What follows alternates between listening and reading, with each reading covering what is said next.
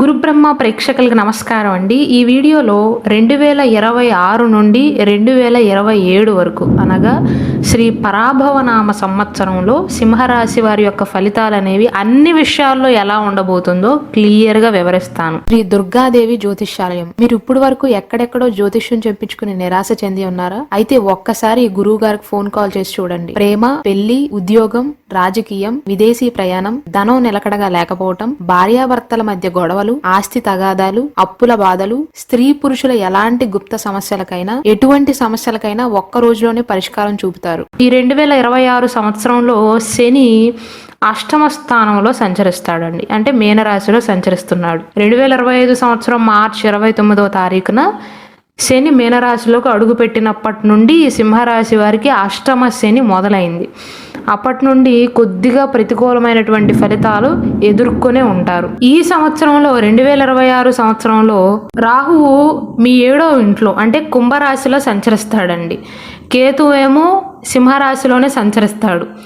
గురువు జూన్ 1వ తారీఖు వరకు మీ లాభస్థానంలో అంటే 11వ ఇంట్లో సంచరిస్తాడు మిథున రాశిలో. జూన్ 2వ తారీఖు నుండి అక్టోబర్ 31వ తారీఖు వరకేమో కర్కాటక రాశిలోకి సంచరిస్తాడు అంటే మీ వ్యయస్థానంలో. అక్టోబర్ 31వ తారీఖున 1వ ఇంట్లో సంచరిస్తాడు అంటే మీ రాశిలోకి అడుగు పెడతాడు. కాబట్టి ఈ ముఖ్య గ్రహాల యొక్క స్థానాలను బట్టి చూసుకున్నట్లయితే కేతు 1వ ఇంట్లో ఉండటం వల్ల మానసిక గందరగోళం అనేది ఏర్పడుతుందండి. అంటే మిమ్మల్ని ఆధ్యాత్మికంగా పయనం అయ్యేలాగా చేస్తుంది. ఒకవేళ గతంలో ఆధ్యాత్మిక జ్ఞానం లేని వారైనా అంటే భక్తి శ్రద్ధలు లేని వారికి సైతం ఈ సంవత్సరంలో కేతువు 1వ ఇంట్లో ఉండటం, రాహు 7వ ఇంట్లో ఉండటం వల్ల రిలేషన్షిప్స్ కంటే కూడా ఒంటరిగా ఉండటాన్ని ఇష్టపడతారు. ఆధ్యాత్మికత పట్ల కూడా ఆసక్తి పెరుగుతుంది. శని అష్టమ స్థానంలో ఉండటం కూడా కొంత మానసిక ఒత్తిడికి కారణమవుతుందండి. ముఖ్యంగా స్థిరాస్తికి సంబంధించినటువంటి వ్యవహారాలలో గతం నుండి ఇబ్బందులు పడుతున్న సింహరాశి వారికి ఈ సంవత్సరంలో కూడా పెద్దగా ఊరట అనేది లభించదు. ఒకవేళ వారసత్వ ఆస్తికి సంబంధించినటువంటి పంపకాలు కనుక ఈ 2026 సంవత్సరంలో చేపట్టాలి అనుకున్నట్లయితే కొంచెం జాగ్రత్తగా ఉండటమే మంచిది, అయిన వారితో అయినప్పటికీ కూడా. అలాగే రాహు 7వ స్థానంలో ఉంటాడండి. 7వ స్థానం అనేది భాగస్వామ్యానికి సంబంధించినది. అది వైవాహిక జీవితం కావచ్చు, వివాహ భాగస్వామ్యం కావచ్చు, వ్యాపార భాగస్వామ్యం కావచ్చు. కాబట్టి జీవిత భాగస్వామి విషయంలో కొద్దిగా అపోహలు, అపార్థాలు పెరిగే అవకాశాలు ఉంటాయి. అయితే ఆర్థిక పరమైనటువంటి విషయాలలో మాత్రం గురువు లాభస్థానంలో ఉన్నంత కాలం మీకు అనుకూలంగానే ఉంటుంది. అంటే జూన్ 2వ తారీఖు వరకు. దానివల్ల మీకు ఆర్థిక లాభాలు లభించటం కానీ, ఆశించినటువంటి ప్రయోజనాలు చేకూరటం కానీ, కోరుకున్న కళలు అనేవి నెరవేరటం కానీ జరుగుతుంది. అలాగే ఉద్యోగస్తులకు జీతం పెరగటం, కొత్త పెట్టుబడులు పెట్టడానికి అనుకూలమైనటువంటి కాలం, అలాగే వ్యాపారాన్ని విస్తరించడానికి, వ్యాపారంలో అద్భుతమైనటువంటి వృద్ధికి కూడా చాలా అనుకూలమైనటువంటి సమయంగా చెప్పవచ్చు. పాత అప్పులు పూర్తిగా తీర్చలేనప్పటికీ కూడా కొంతైనా సరే మెరుగుదల అనేది ఉంటుందండి. అయితే 2026 సంవత్సరం మధ్యకాలంలో అంటే జూన్ 2వ తారీఖున గురువు లాభస్థానం నుండి వ్యయస్థానంలోకి సంచరిస్తాడు. అప్పటి నుండి అక్టోబర్ 31వ తారీఖు మధ్యకాలంలో కొద్దిగా ఖర్చులు అనేవి పెరుగుతాయండి. పెట్టుబడుల విషయంలో కానీ, ఎవరికైనా రుణాలు ఇచ్చే విషయంలో కానీ, రుణాల మంజూరీ విషయంలో మధ్యవర్తిగా ఉండే విషయంలో కానీ, లేదా ఎవరికైనా పెళ్లి సంబంధాలు కుదిర్చే విషయంలో కానీ కొంచెం జాగ్రత్తలు తీసుకోవాలి. ఏ సమయం అంటే జూన్ 2వ తారీఖు నుండి అక్టోబర్ 31వ తారీఖు మధ్యకాలంలో. అక్టోబర్ 31 నుండి కూడా అనుకూలంగానే ఉంటుంది. జూన్ 2వ తారీఖు ముందు కూడా ఆర్థికపరమైనటువంటి వ్యవహారాలలో అనుకూలంగానే ఉంటుంది. ఎటు తిరిగి మధ్యకాలంలో మాత్రం కొద్దిగా ఇబ్బంది పడతారు సింహరాశి వారు. కెరీర్ పరంగా చూసుకున్నట్లయితే, ఉద్యోగ పరంగా చూసుకున్నట్లయితే శని రాహు యొక్క ప్రభావం ఉన్నప్పటికీ కూడా శని అనుకూలించట్లేదు, రాహు కూడా అనుకూలించట్లేదు. 10వ ఇంటిపైన గురువు యొక్క బలమైనటువంటి దృష్టి ఉండటం కారణంగా వృత్తిపరమైనటువంటి ప్రయత్నాలలో గుర్తింపు అనేది లభిస్తుంది. అంటే సింహరాశి వారు చేసిన కష్టానికి తగిన ఫలితం అనేది లభిస్తుందండి.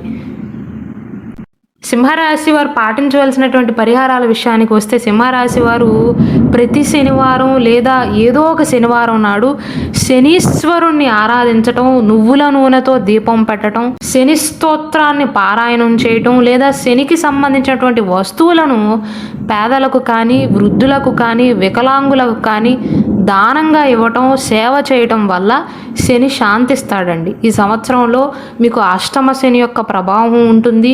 దానితో పాటుగా రాహువు 7వ ఇంట్లో ఉన్నాడు కాబట్టి కొద్దిగా జీవిత భాగస్వామితో చిన్న చిన్న అపార్థాలు కూడా వచ్చే అవకాశాలు ఉంటాయి. సింహరాశి వారికి వారి జీవితంలో ఎక్కువగా కష్టాలు వస్తున్నా, అవరోధాలు, ఆటంకాలు ఎదురవుతున్నట్లయితే నక్షత్రం, రాశి, లగ్నం కాకుండా ఒకవేళ మీరు పుట్టిన date of birth, time of birth కరెక్ట్గా తెలిసిందనుకోండి, మీకంటూ జాతక కుండలి గీయవచ్చు, జాతక చక్రం గీయవచ్చు. ఒక్కొక్క మనిషికి ఒక్కొక్క సపరేట్ జాతక చక్రం అనేది ఉంటుందండి. మీరు పుట్టిన టైం బట్టి మారిపోతూ ఉంటుంది అది. అందులో యోగకారకుడు ఎవరో, ఏ గ్రహం బలపడితే మీకు అదృష్టం వరిస్తుందో దానికి సంబంధించినటువంటి జాతక రత్నాన్ని కనుక మీరు ధరించగలిగితే చాలా వరకు గట్టెక్కగలుగుతారు. కావున మీ జాతకానికి సరిపడా సర్టిఫైడ్ జాతక రుద్రాక్ష కావాలి అన్నా, సర్టిఫైడ్ జాతక రత్నం కావాలి అన్నా, సర్టిఫైడ్ కరుంగలి మాల కావాలి అన్నా ఇక్కడ డిస్ప్లే అవుతున్న మా వాట్సాప్ నెంబర్కి మెసేజ్ చేసి ఆర్డర్స్ చేసుకోవచ్చు. అలాగే 2026 సంవత్సరంలో సంతానపరంగా చూసుకున్నట్లయితే సింహరాశి వారికి సంతాన యోగానికి అనుకూలంగానే ఉంటుందండి. శుభవార్తలు వినే అవకాశాలు ఉన్నాయి. సంతానం కోసం ప్రయత్నాలు చేసేవారికి జనవరి 1 నుండి జూన్ 2వ తారీఖు మధ్యకాలంలోనూ బాగుంటుంది. అక్టోబర్ 31వ తారీఖు నుండి ఈ సంవత్సరం చివరి వరకు కూడా అనుకూలంగానే ఉంటుంది. వైద్యపరమైనటువంటి సహాయం గనక అవసరమైతే దాన్ని గనక తీసుకోగలిగితే విజయాన్ని సాధించే అవకాశాలు ఉన్నాయి. 11వ ఇంట్లో ఉండేటువంటి గురువు జూన్ 2వ తారీఖు వరకు 3వ ఇంటిని, 5వ ఇంటిని వీక్షిస్తాడండి. కాబట్టి కొత్త ఉద్యోగ ప్రయత్నాలలో విజయాన్ని సాధించటానికి ఇది ఉత్తమమైనటువంటి కాలంగా చెప్పవచ్చు.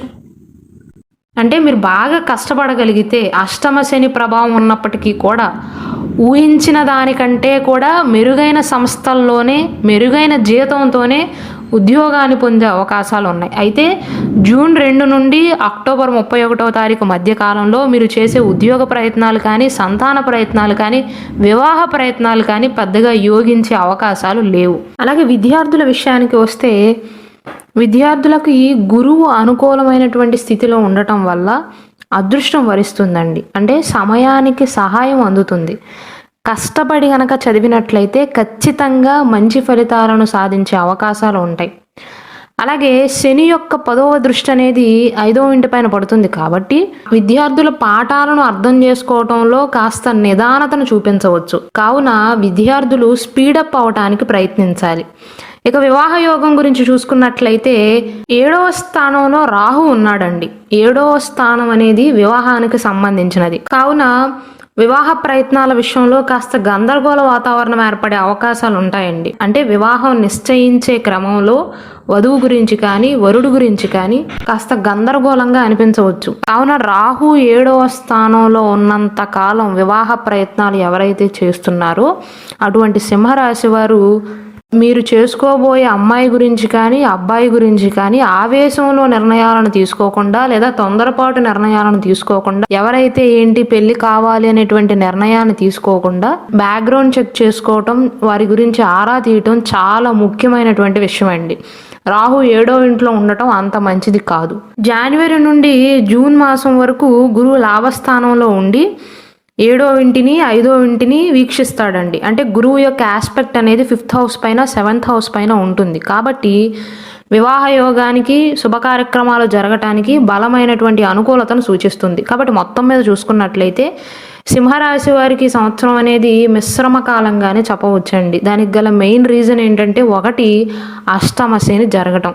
శని 8వ స్థానంలో ఉన్నంత కాలం అదృష్టం అంత త్వరగా వరించదు. అలాగే రాహు 7వ ఇంట్లో ఉండటం. వివాహం అయిన వారికి అంటే పూర్తిగా అననుకూలంగా ఉంటుంది అని కాదండి.